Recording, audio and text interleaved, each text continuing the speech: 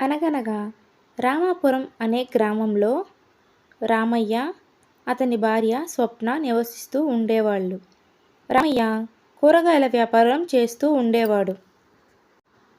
రామయ్య భార్య స్వప్న మాత్రం ఇంట్లో ఇంటి పనులు చేసుకుంటూ ఉండేది. రండి, టమాటాలు కిలో 40, టమాటాలు కిలో 40, బీరకాయలు కిలో 40, బీరకాయలు కిలో 40, బంగాళదుంపలు కిలో 40. రెండమ్మా రండి, రెండమ్మా రండి, టమాటా 40, రెండమ్మా రండి. ఏంటి కిలో 40 రూపాయల? ఈ టమాటాల్ని మనం ఎలా కొనం? అయ్యయ్యో వద్దొద్దు, మనం ఇంటికి వెళ్ళిపోదాం. 40 రూపాయల, వామ్మో. టమాటాలు ఎంతండి? కిలో ఎంత? టమాటాలు కిలో 40 రూపాయలమ్మా, బీరకాయలు కిలో 40 రూపాయలు, బంగాళదుంపలు కిలో 40 రూపాయలు. ఏ కూరగాయలు తీసుకున్నా కిలో 40 రూపాయలేనమ్మా. హూ, హూ, అయ్యో దేవుడా, ఇప్పుడు నేను ఏం చేయాలి? కిలో టమాటాల ధర 40 రూపాయలంటే ఎవ్వరూ కొనకుండా వెళ్ళిపోతున్నారు. నేను లాభం లేకుండా గిట్టుబాటు ధరకే అమ్ముతున్నాను, అయినా ఎవరు కొనట్లేదు. ఇప్పుడు నేనేం చేయాలి? Who, who, who.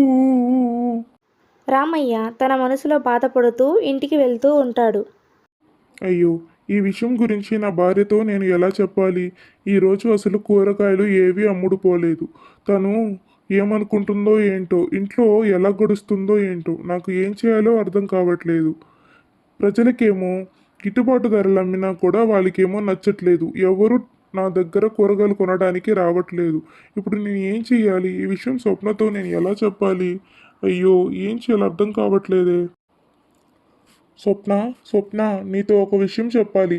ఈరోజు అసలు కూరగాయలు అమ్ముడే పోలేదు. ఎవ్వరూ మా దగ్గర కూరగాయలు కొనుక్కోనే లేదు.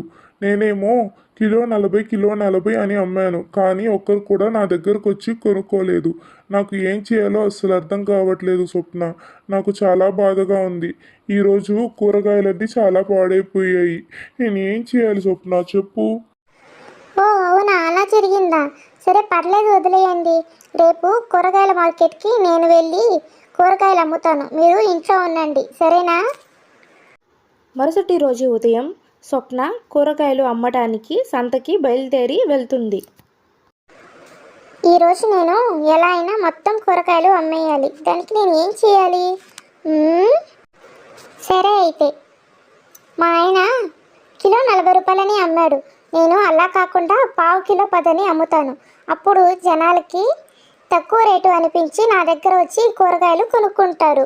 రెండమ్మా రండి, రెండమ్మా రండి, టమాటాలు పావు కేజీ 10 రూపాయలు, బీరకాయలు పావు కేజీ 10 రూపాయలు, బంగాళదుంపలు పావు కేజీ 10 రూపాయలు. రెండమ్మా రండి, ఏది కొన్నా పావు కేజీ 10 రూపాయలేనమ్మా, తీసుకుని వెళ్ళండి, బాగుంటాయి కూరగాయలు, పావు కేజీ 10. రెండమ్మా రండి, రెండమ్మా రండి. ఏంటమ్మా 10 రూపాయలేనా? అలా అయితే నాకు ఒక 10 రూపాయలకి ఇవ్వండి. ఆ, నాకు కూడా టమాటాలు ఒక పావు కేజీ ఇవ్వమ్మా. ఇస్తున్నానండి. రెండమ్మా రండి, రెండమ్మా రండి, టమాటాలు పావు కేజీ 10, వంకాయలు పావు కేజీ 10, బీరకాయలు పావు కేజీ 10. ఏ కూరగాయలు కొన్నా పావు కేజీ 10 రూపాయలేనమ్మా, తీసుకోండి, పావు కేజీ 10. అలా అందరు కూరగాయలు కొనటంతో మొత్తం కూరలన్నీ అమ్ముతాయి. స్వప్న తొందరగా ఇంటికి తిరిగి వచ్చేస్తుంది. అరే, ఏంటి స్వప్న, అప్పుడే వచ్చేసావు? నువ్వు వెళ్ళి 2 గంటల సమయం కూడా అవ్వలేదు.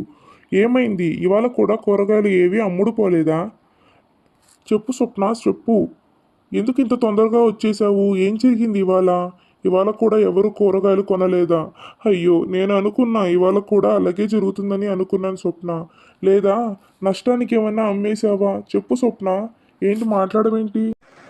అరే ఆగండి కొంచెంసేపు, నన్ను కొంచెం మాట్లాడనివ్వండి. ఇవాళ కూరగాయలన్నీ అమ్ముడుపోయాయండి. నేను అన్నీ అమ్మేశాను, సరేనా? మీరు కిలో 40 రూపాయలు, కిలో 40 రూపాయలని అమ్మారు. నేను పావు కిలో 10, పావు కిలో 10 అని అమ్మానండి. ఏ నష్టానికి అమ్మలేదు, మీరు చెప్పిన రేటుకే అమ్మానండి. కానీ రేటు తక్కువగా ఉండటం చేత జనాలందరూ బరువు సంగతి మర్చిపోయి టమాటాలను, కూరగాయలను చకచకా కొన్నారండి. అరే నిజమా? పర్లేదు స్వప్న, నువ్వు చాలా తెలివిగా ఆలోచించి కూరగాయలన్నీ అమ్మేశావు. నేను ఇన్ని రోజులు నీకేం తెలుసు, నువ్వేం చేయగలవని నేనే వెళ్ళి కూరగాయలు అమ్ముకొని వచ్చేవాడిని. కానీ ఈరోజు నీ తెలివి చూశాక నాకే చాలా ఆశ్చర్యం వేసింది. ఆడవాళ్ళు అన్నింటిలో ముందుండాలి. రా, రేపటి నుండి మన ఇద్దరం వెళ్ళి కూరగాయలు అమ్ముకుందాం, సరేనా? భార్య గొప్పతనం తెలుసుకున్న రామయ్య భార్యను కూడా సంతకు తీసుకుని వెళ్ళి కూరగాయలు అమ్మడం ఆరంభించి సంతోషంగా జీవించారు.